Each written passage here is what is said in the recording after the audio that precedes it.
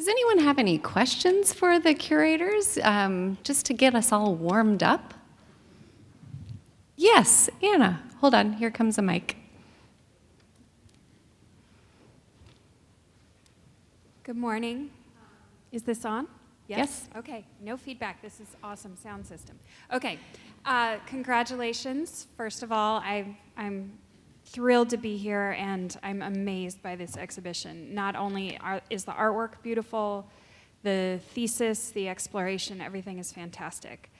The one question I had when I walked into the final room, the modernist paintings, and especially the artist's quotes and the theme of this authenticity of place, it almost seemed like all of the amazing work that went into it and the sort of discussions of imperialism and colonialism got neutralized a little bit by the artist saying, this is my place, this is my landscape, and the work was so powerful, it almost seems like a truth.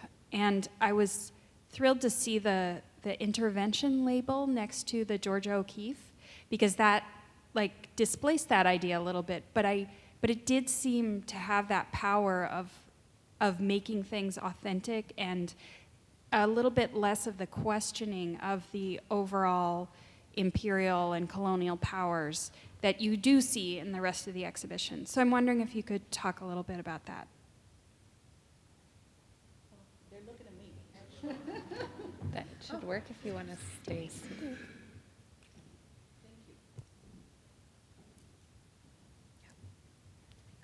Thank you for your question, Anna. The last section is meant to mirror the very first section.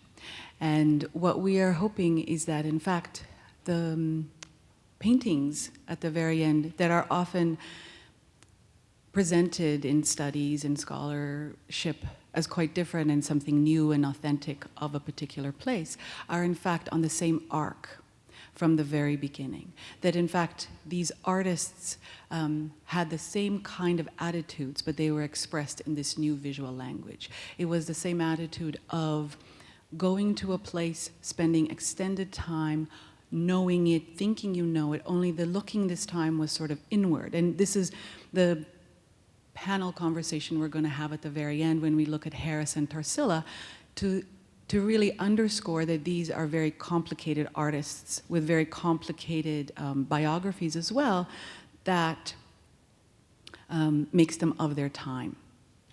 But it is true that those paintings speak to us in a different way because they were, as much as they were singular expressions, they were adopted into a kind of nationalism, and therefore that is how we continue to perceive them.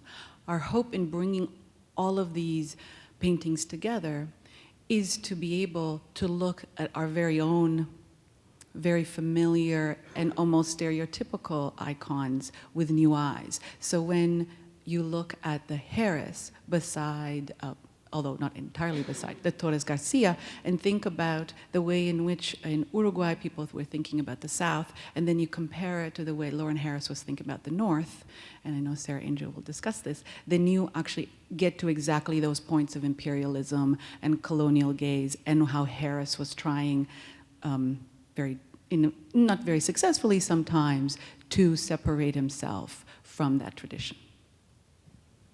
Question over here. Well, it seems to me that the one actor or activist left out of this discussion is the creator who gave us the gift of the land. And it seems to me the underline in the most engaging art is for me looking out the window. And I'm amused at how centered this is on Homo sapiens. And it seems to me, unless and until we look at the land as the creator's gift, and from a spiritual standpoint, we will inevitably end up in the kind of narratives, i.e., we're engaged in, which is political, which is basically about our possessiveness, is it not? So I'm interested, are there any artists who have see the spiritual dimension here and whose message is, folks, this is not our land. It is our gift.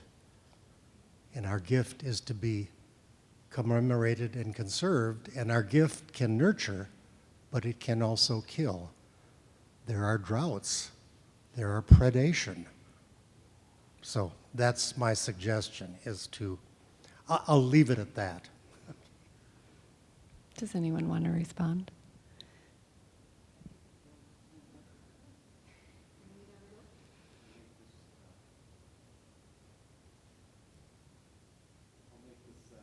Very short. Thank you for the comment. I think it is a very good observation.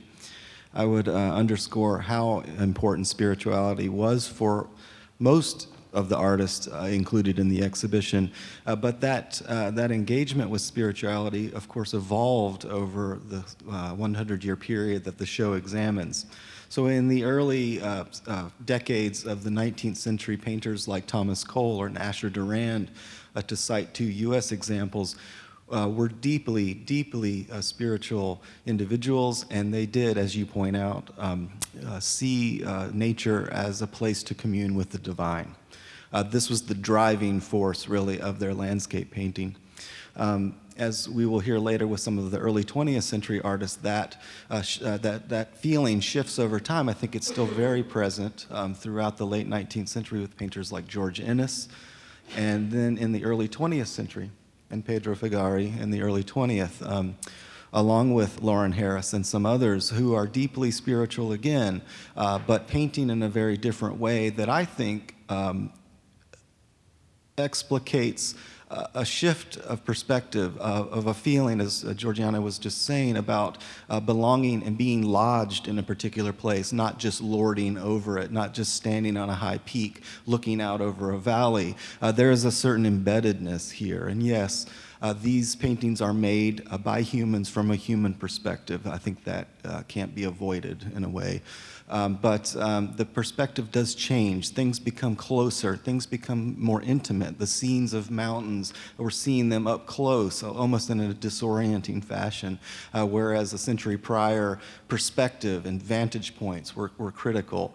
And so your observation is absolutely correct. It's woven into the narrative of the exhibition, and certainly the issue of spirituality, and even the sense of our stewardship over the land, I think, evolves over the course of the century that the show examines in very significant ways. So by the early 20th century, artists and others, of course, are starting to approach the kind of ecological sensibilities that we today think of as paramount and that guide our actions, even if they don't always correct our misappropriations of land and so forth. I think we have time for one last question.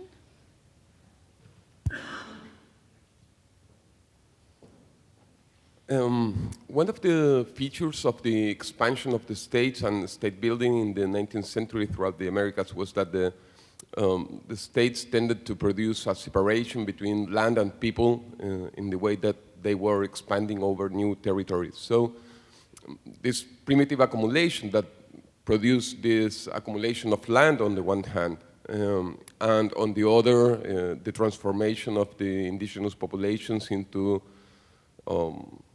workers or as peoples that were displaced or exterminated, is represented in landscape painting, also with this selection of painting about just the landscape or landscape that does include some people, settlers or indigenous.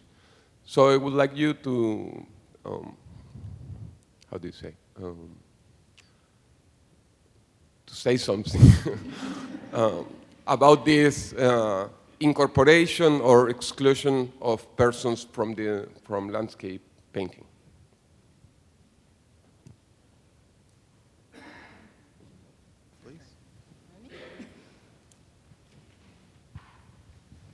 Well, apparently it's on me because I'm the only one who has not answered yet. So, Of course, and you can see this, especially in the first section of the exhibition, that the people that are represented in the foreground of the paintings are mostly like staffage. They're there to, as an attribute to that specific landscape. They're there to add some more information about that place that is being depicted there. So they have a specific meaning and a specific role to play in those landscape paintings. But we decided to create a section, which is the third section of the exhibition, who deals specifically with issues of the confrontation between settler nations, between them, the dispute and confront about frontiers, and also the confrontation between settlers and indigenous, and how indigenous peoples were often represented as romanticized characters, mainly, and of course the extermination of these peoples was not being represented in pictures, in paintings, but they were always, like I said, romanticized in somehow.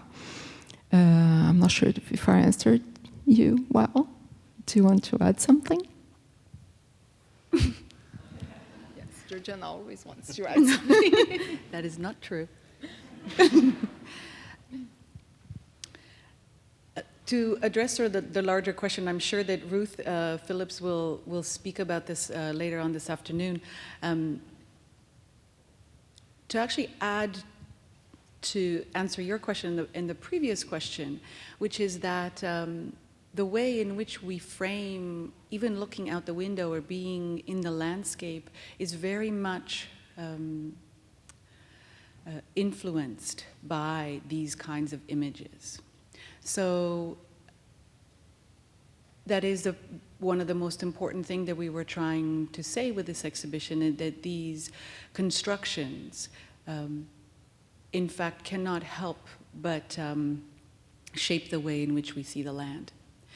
In regards to the way that the